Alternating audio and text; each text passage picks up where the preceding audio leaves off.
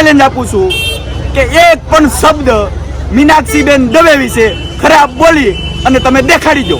હું કામ ચેલેન્જ આપું છું એ સાંભળી લો. જય શ્રી રામ દોસ્તો, હું તરુણ આહિર અને અત્યારે હાલ હું છું મર્યાદા પુરુષોત્તમ ભગવાન શ્રી રામની જન્મભૂમિ અયોધ્યાની અંદર. અને અત્યારે જે જગ્યા ઉપર ઊભો છું એ જગ્યા છે લતા મંગેશકર ચોક. આપ જોઈ શકો છો. ગઈકાલે ખજૂરભાઈના સમર્થનમાં કીર્તિ પટેલને ઓપન ચેલેન્જ આપી હતી અને જેમાં એ ટુ ઝેડ જે કીર્તિ પટેલ એમના ઇન્ટરવ્યુની અંદર વાત કરી રહ્યા છે એમનો જવાબ જે માંગ્યો હતો એમાં ઘણી બધી વાત હજુ બાકી રહી ગઈ હતી.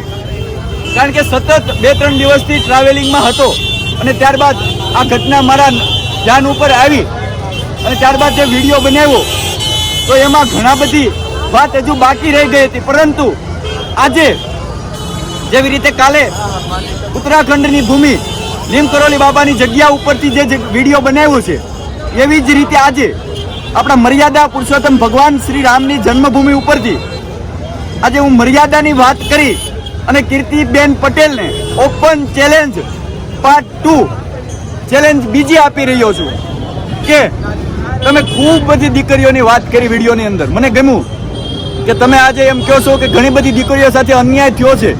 બહુ સારી વાત છે, મને ગમી છે.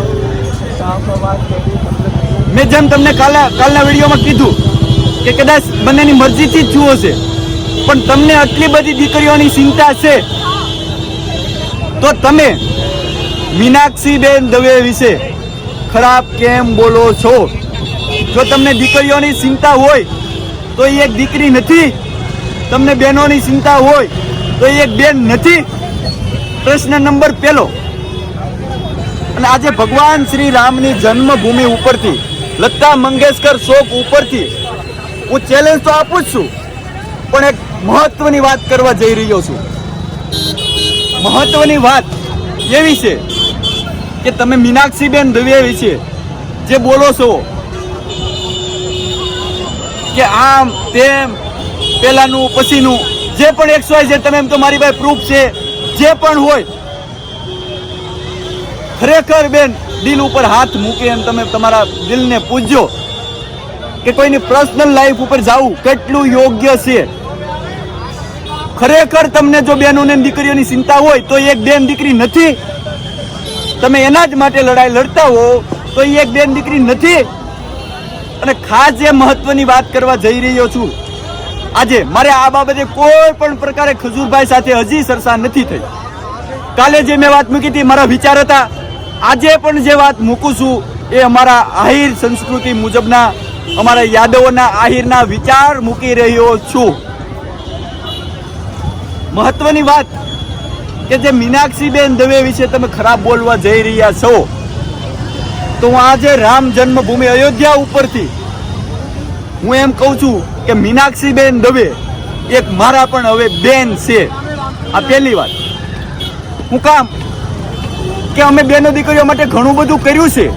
એ કદાચ મારા આહિર તરુણ ઓફિશિયલ ઇન્સ્ટાગ્રામની અંદર તમે નીચે પોસ્ટ જોઈ લેજો કે કેટલી દીકરીઓ પર બળાત્કાર થયો ને ત્યાં હું વ્યક્તિગત ગયો છું અને એના માટે લડાઈ લડી અને ન્યાય અપાયો છે. ઓન ટેબલ તમને મેં ચેલેન્જ આપી છે. જ્યારે તમે ભેગા થશો ત્યારે પ્રૂફ સાથે હું પણ બતાવીશ કે બેની દીકરીઓ માટે કેમ લડાય અને કેમ ન્યાય અપાવાય. આ હું તમને બતાવીશ અને શીખવાડીશ. પણ બેન, પહેલી વાત અગત્યની અને મહત્વની જે મેં કીધી કે અમે મીનાક્ષીબેન દવેને હવે બેન માનીએ છીએ. અને હું આજે રામ જન્મભૂમિ અયોધ્યા ઉપરથી જાહેરાત કરું છું કે મીનાક્ષીબેન દવે એક અમારા અને મારા બેન. આજથી રામ ભગવાનની સાક્ષીએ કહું છું કે આજથી મારા બેન. અને હવે સાંભળી લેજો ખાસ મહત્વની વાત કે તમારામાં જો તાકાત હોય તો એક પણ વાર મીનાક્ષીબેન દવે વિશે ખરાબ શબ્દ બોલી અને જોઈ લેજો. તમે જે કહો છો ને કે હું પ્રૂફ સાથે બહાર પાડીશ ને આમ ચેલેન્જ, ઓપન ચેલેન્જ. આ એક વસ્તુનો તમને અહમ આવી ગયો, અહંકાર આવી ગયો છે કે જે માણસ નિસ્વાર્થ ભાવે હું અમારા જ્ઞાતિના કનુભાઈ કરસળિયા જે છે એક સંત તુલ્ય માણસ કહી શકાય. એ જ માણસ હું ખજૂરભાઈમાં જોઉં છું, કનુભાઈ કરસળિયાને. આ હું તમને વ્યક્તિગત જણાવું. વાત આપણે મીનાક્ષીબેન દવેની, તો હવે હું આજથી એમને મારા બેન માનું છું. અને મારા ગામથી એનું ગામનું 20 કિલોમીટરનું અંતર છે, ખાલી 20 કિલોમીટરનું. એટલે પાડોશી પણ છે. આ મહત્વની વાત યાદ રાખજો. એટલે બેન માનું છું, એટલે તમને એમ કે બેન માની લીધા હું કામ. હવે સાંભળજો, આજથી તમને ઓપન ચેલેન્જ આપું છું કે એક પણ શબ્દ મીનાક્ષીબેન દવે વિશે ખરાબ બોલી અને તમે દેખાડી દો. હું કામ ચેલેન્જ આપું છું, એ સાંભળી લો. કે કોઈની બેન દીકરી છે. તમે ખજૂરભાઈ સુધી ગયા છો, નો ડાઉટ જાઓ. હું તમને ખજૂરભાઈ વતી જવાબ આપવા તૈયાર છું, ખજૂરભાઈની વિધાઉટ પરમિશન. અને હજી મારે ખજૂરભાઈ સાથે ભગવાન શ્રી રામને સોગંદ કરીને કહું છું, કાંઈ ચર્ચા નથી થઈ, કોઈ ક્રિપ્ટેડ વાત નથી. મારી વ્યક્તિગત વાત છે આ બધી, ને હું મારા વિચારો જ મૂકું છું. હું તમને ઓપન ચેલેન્જ આપું છું કે તમે ખજૂરભાઈ સુધી રહ્યો, નો ડાઉટ, મને કોઈ વાંધો નથી. ખજૂરભાઈ વતી અમે જવાબ આપવા તૈયાર છીએ. પણ તમે એના પર્સનલ, એમના ફેમિલી સુધી શું કામ પહોંચો છો? કે એક માણસ નિસ્વાર્થ ભાવે આટલી બધી સેવા કરે છે, કલ્પના ન કરી શકાય બેન, કલ્પના ન કરી શકાય. એટલી એના ફેમિલી સુધી પૂછવામાં તમે અસકાતા નથી. તમને અહમ આવી ગયો છે. આ યાદ રાખજો, જે અયોધ્યાની ભૂમિ ઉપરથી તમને કહું છું કે ભગવાન શ્રી રામ જ્યારે હતા ત્યારે રાવણને અહમ આવ્યો હતો. એની પાસે 3 લોકનું જ્ઞાન હતું, 3 લોકનું. કેટલું છતાં એમનો અહમ નહોતો રહ્યો.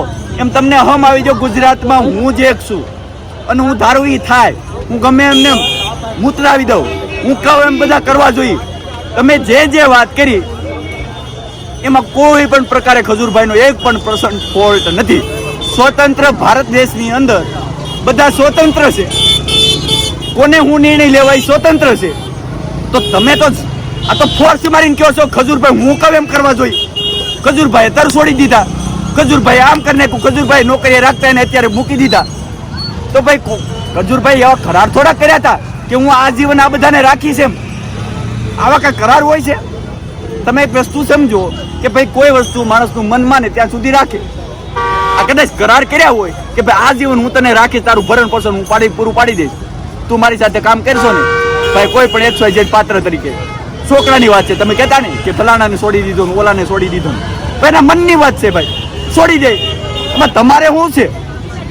આમાં ક્યાંય એના, મેં તમને ગણાવ્યું એવી રીતે, ક્યાં એમના કર્મમાં ભૂલ આવે છે, ક્યાં એમના કર્તવ્યમાં ભૂલ આવે છે, ક્યાં એની કથણીમાં ભૂલ આવે છે, ક્યાં એના સંસ્કારમાં ભૂલ આવે છે.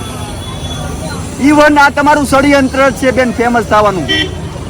હું તમને ખરેખર એક ગુરુ ભાઈ બેન તરીકે કહું છું કે હરિનારાયણ બાપુભાઈ, તમે મારી હિસ્ટ્રી થોડીક કઢાવી જો કે બાપુ આહિર તરુણની થોડીક હિસ્ટ્રી આપો, એટલે તમને આપશે કે બેન બીવરાવાની વાત નહીં કરતા, બિલકુલ નથી બીતા. ગાયું માટે અને બેનો દીકરીઓ માટે સાંભળજો, આહિર સમાજ પહેલો ઊભો હોય છે, ગાયું માટે અને બેનો દીકરીઓ માટે. જેમની તમને વાત કરી દઉં કે એશિયાની મોટામાં મોટી જેલ એટલે કે તિહાર, ભારત દેશની તો મોટી છે જ, પણ એશિયા ખંડની મોટામાં મોટી જેલ એટલે કે તિહાર, એમની અંદર હું ગાય માતા માટે જઈ આવ્યો છું. ગાય માતા બચાવવા માટે થઈ અને હું તિહાર જેલમાં જઈ આવ્યો છું. ક્યાં? તિહાર જેલમાં, જે ભારતની મોટામાં મોટી તો છે જ, પણ એશિયા દેશની મોટામાં મોટી જેલ છે. એટલે બીવરાવાની વાત નહીં કરતા, હું તમારી સાથે સંસ્કૃતિથી, કર્મથી, સિદ્ધાંતથી જ વાત કરી બેન. તમે પણ જે મારી સાથે વાત કરો, મેં તમને કાલે પણ કીધું શું નહીં બોલતા બેન, નહીતર નહીં મજા આવે. બરોબર? જે વાત કરો પ્રેમથી કરજો, આપણે પ્રેમથી પતાવવાની જ છે, બાપુની સાક્ષી પતાવવાની છે.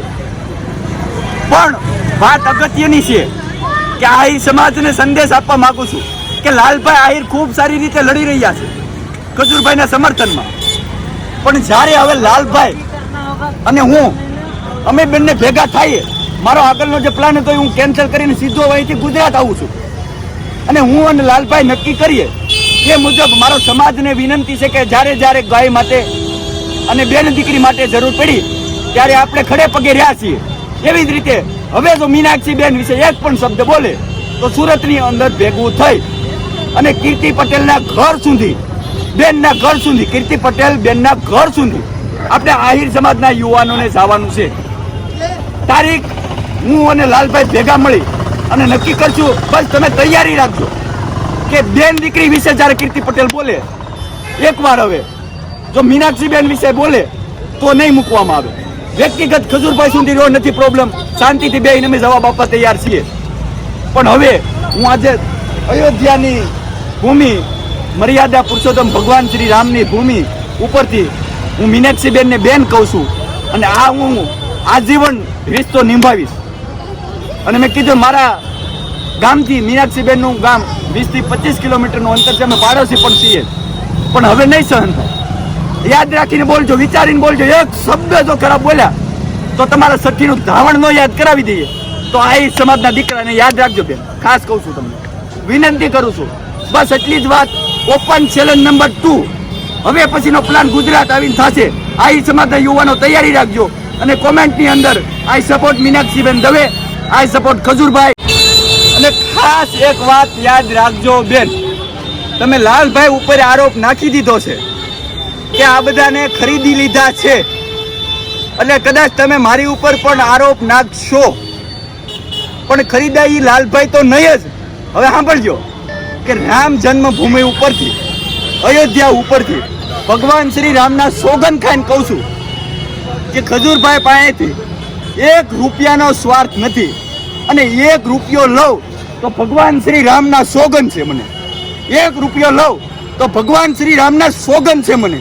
કદાચ હું દોડીશ તો મારા પૈસે, મારી ગાડીમાં પૈસા, મારા પૈસે હું ડીઝલ નાખીને દોડીશ. ભગવાન શ્રી રામના સોગંદ છે જો 1 રૂપિયો લઉં તો. એટલે પહેલા કહી દઉં છું કે ખરીદાઈ આ નહીં, પૈસા માટે કરી આ નહીં. નિસ્વાર્થ ભાવે હું મારું કર્મ કરું છું. હું ખજૂરભાઈને નથી ઓળખતો, પણ ખજૂરભાઈનું જે કામ છે એ કામને ઓળખું છું અને કામને લઈ એને સપોર્ટ કરું છું. તમે સમજી લેજો હજી એકવાર. અને ખરીદવાનો સવાલ જ નહીં આવે. ભગવાન શ્રી રામના સોગંદ ખાઈને કહું છું.